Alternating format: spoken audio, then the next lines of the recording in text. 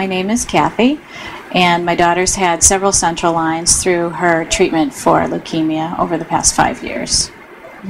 I'm Erica, and I've had a port probably for about a year now. And I've also had a port when I was 5, and I've had that for about 6 months. So I've been having a port for my life for about 1.5 years probably. The surgeons came out beforehand, before the procedure, and explained what the procedure would be like to us, and the anesthesiologist did as well. And so, I guess because the first time she was in need of a blood transfusion, so they really wanted to get the portacath in quickly.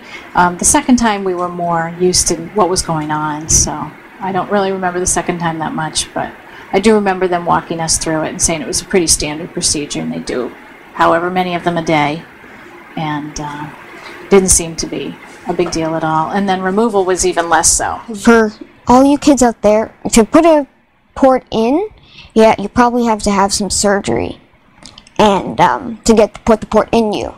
And that's probably the hardest part of getting a port, I think, because surgery is not fun, because you have to be like NPO, which means you can't eat anything.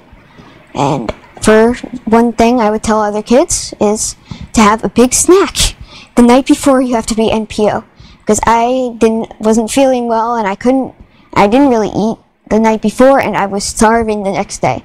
So I would suggest to eat a big snack before you get your port the next day. The surgery was, it was a day they would tell us that, Erica, you needed to get a port. And so I was like, okay. So the next day, I was in the hospital, so they took me down to the operating room, and they gave me the special medicine. I think I forget what it was called, but they called it anesthesia. And they put it in it, and it was a gas that you breathed in through like a mask sort of thing.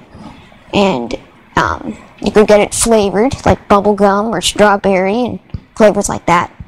And it made you very sleepy, and the medicine makes you go to sleep, and then while you're asleep they put the port in, and then after a while you just sort of wake up, you don't really remember anything, and then you can eat, and that's the best part, I think.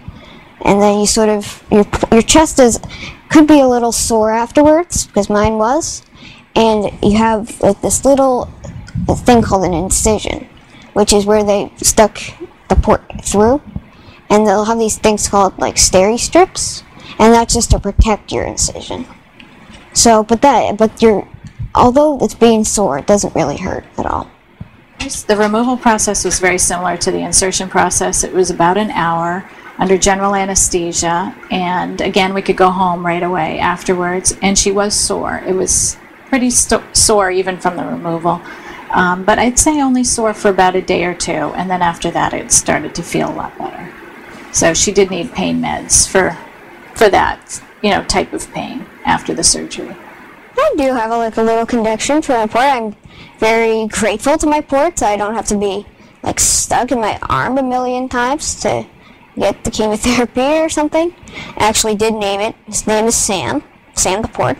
I don't know why I chose Sam, but I just thought one day that his or her name would be Sam. So, Sam the port, and I love him or her dearly. I love my port.